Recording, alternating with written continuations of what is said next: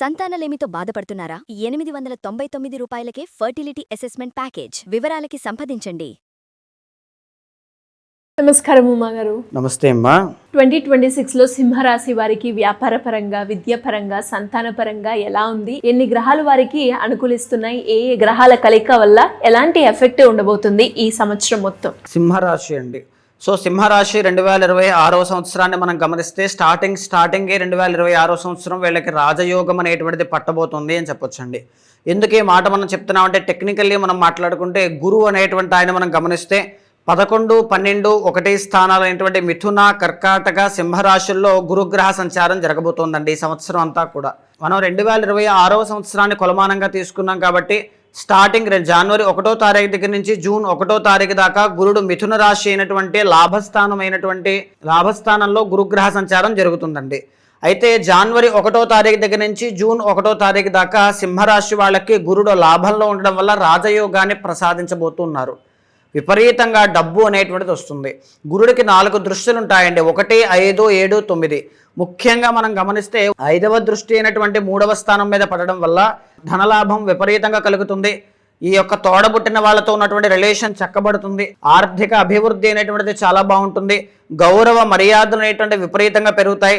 సంతానము విషయంలో కూడా ఉండేటువంటి ప్రాబ్లమ్స్ అన్ని క్లియర్ అయిపోతాయి అని చెప్పొచ్చండి. సంతాన అభివృద్ధి జరుగుతుంది. ఆదాయం అనేటువంటిది పెరగడం, పుణ్య కార్యక్రమాలు అనేటువంటివి చేయడం, 9వ దృష్టి పడడం వల్ల దాన ధర్మాలు అనేటువంటివి విశేషంగా చేయడము, లేకపోతే ధన అభివృద్ధి కలగడము. ఈ 6 నెలలు కూడా వీళ్ళకి ఏమి తిరుగుండదండి.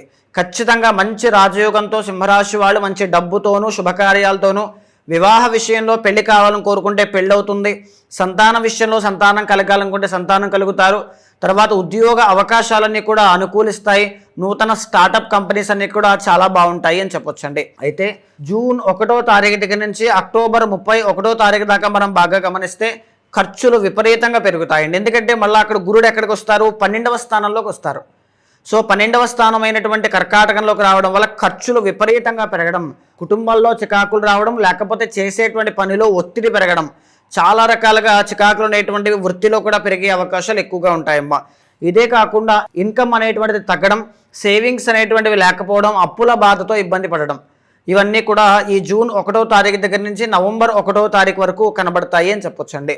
ఇక నవంబర్ 1వ తారీఖు దగ్గర నుంచి డిసెంబర్ ఎండ్ దాకా మళ్ళీ లగ్నంలోకి, అంటే ఫస్ట్ హౌస్ అయినటువంటి గురుడు స్వరాశిలోకి సింహంలోకి వస్తారండి. ఫస్ట్ హౌస్ అయినటువంటి సింహరాశిలోకి గురుడు వస్తారండి. దీనివల్ల ఏంటంటే ధననాశనము అని శాస్త్రం చెబుతోందనమాట. అంటే ఉన్నటువంటి డబ్బంతా కూడా విపరీతంగా ఖర్చు పెట్టుకోవడం, సంతానం విషయంలో ఆర్థిక శ్రమ, పిల్లల యొక్క చదువుల కోసమనో, వాళ్ళ యొక్క ఆరోగ్యం కోసమనో, వాళ్ళ యొక్క బాగోగుల కోసమనో డబ్బులు విపరీతంగా ఖర్చు అయ్యే అవకాశాలు ఎక్కువగా ఉంటాయి. వ్యాపారంలో స్వల్ప ఇబ్బందులు అనేటువంటివి కనబడతాయండి. అంటే ఏ బిజినెస్ మీరు పెట్టినా సరే దాంట్లో కొంచెం ఇబ్బందులు అనేటువంటివి, నష్టాలు అనేటువంటివి, ఛాలెంజెస్ అనేటువంటివి కనబడతాయి అని చెప్పొచ్చు. చిన్న చిన్న అనారోగ్య సమస్యలు కూడా ఎక్కువ అవుతాయండి. సో ఇక్కడ మనం గురుడిని బాగా చూసుకుంటే 2026వ సంవత్సరం అంతట్లోనూ ఫస్ట్ హాఫ్ అంతా కూడా జాన్ టు జూన్ చాలా బాగుంటుంది.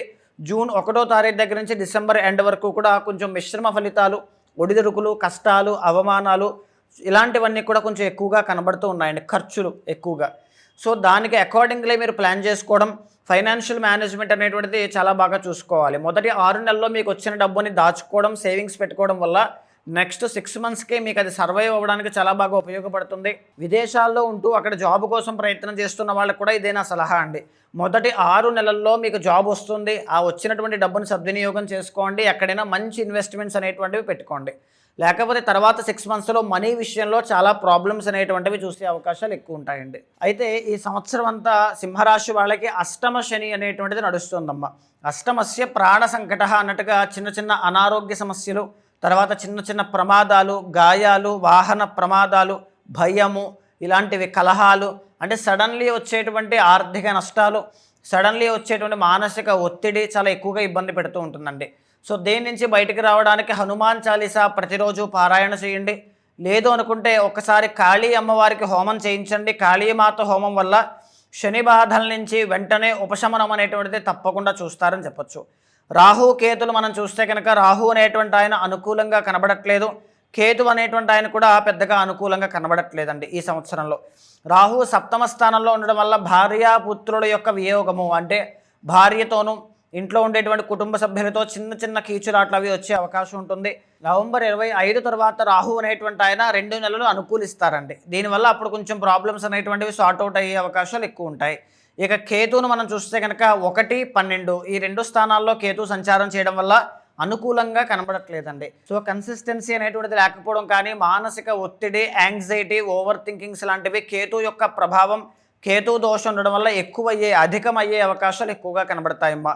ఇకపోతే ఈ 2026వ సంవత్సరంలో సింహరాశి వాళ్ళకి ఏ నెలలు బాగా కలిసి వస్తాయి, రవి బలం పెరగడం వల్ల ఏ నెలల్లో రాజయోగం పడుతుందో మనం చెక్ చేస్తే, ముఖ్యంగా మే 17వ తారీఖు దగ్గర నుంచి జూలై 17 దాకా దశమ ఏకాదశ స్థానాల్లో రవి సంచారం చేయడం వల్ల వృత్తిలో రాణింపు, గుర్తింపు, అభివృద్ధి, ప్రమోషన్లు వచ్చే అవకాశాలు ఆ పీరియడ్ ఆఫ్ టైంలో అద్భుతంగా కనబడతాయండి. ఈవెన్ ఆర్థిక అభివృద్ధి కూడా చాలా బాగుంటుంది.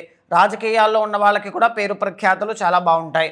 మళ్ళా తిరిగి అక్టోబర్ 17 దగ్గర నుంచి నవంబర్ 17 దాకా 3వ స్థానంలో రవి సంచారం చేస్తున్నారు కాబట్టి మంచి పేరు ప్రఖ్యాతులు రావడం, అనారోగ్య సమస్యల నుంచి బయటకు రావడం, ఏ పని పట్టుకుంటే పనిలో సానుకూలమైన ఫలితాలు, విజయాలు చూడడం లాంటివి చాలా అద్భుతంగా కలిసి వస్తున్నాయమ్మా. ఎలాంటి పరిహారం చేసుకుంటే ఇంకా బాగుంటుందంటారు మా గారు? తప్పకుండా అండి. ఫస్ట్ హాఫ్ అంతా కూడా గురుబలం ఉంది, సెకండ్ హాఫ్లో గురుబలం అనేటువంటిది లేదు. సంవత్సరం మొత్తం కూడా రాహు, కేతువులు, శని అనుకూలించట్లేదు కాబట్టి నవగ్రహ హోమము, కాళీమాతకి సంబంధించిన హోమము, శ్రీరుద్ర హోమము, వీటిలో శక్తి బట్టి 3 కానీ 3 ఏదైనా శక్తి బట్టి చేయించడం వల్ల తప్పకుండా మంచి శుభ ఫలితాలు అనేటువంటివి చూస్తారమ్మా. 2026లో కొంతమంది ఇల్లు కొనుక్కోవాలనుకుంటారు, కొంతమంది వ్యాపారం స్టార్ట్ చేయాలి అనుకుంటారు. ఈ టైం అయితే బాగుంటుందా, ఇప్పుడు నాకు ఓకేనా అని జాతకం చూపించుకొని వారి యొక్క డౌట్స్ని క్లియర్ చేసుకోవాలి అనుకునే వాళ్ళు చాలామంది ఉంటారు. అలాంటి వాళ్ళు ఎవరైనా కూడా మిమ్మల్ని అప్రోచ్ అవ్వాలి అంటే ఏ విధంగా ఉంటుందంటారు? తప్పకుండా అండి. 2026 కాదండి, జీవితంలో ఎప్పుడైనా సరే ఒక పర్టికులర్ గైడెన్స్ అనేటువంటిది చాలా అవసరం అండి. ఏదైనా ఉద్యోగంలోకి వెళ్ళేటప్పుడు ఏ ఉద్యోగం నాకు బాగా సూట్ అవుతుంది, ఏ వ్యాపారంలో ఇన్వెస్ట్మెంట్ చేయొచ్చు, పార్ట్నర్షిప్లో వెళ్ళొచ్చా వెళ్ళకూడదా, మైరిటల్ లైఫ్లోకి ఏ టైంలో వెళ్తే బాగా సఫలీకృతం అవుతాయి, సంతాన విషయంలో ఎలాంటి గుడ్ న్యూస్ లేనటువంటి అవకాశం ఉంటుంది, ఏదైనా సరే ఒక పర్టికులర్ గైడెన్స్ ఉంటే బాగుంటుందని కోరుకునేటువంటి ప్రతి ఒక్కరికి కూడా మీ వెనకాల నేను ఉంటాను.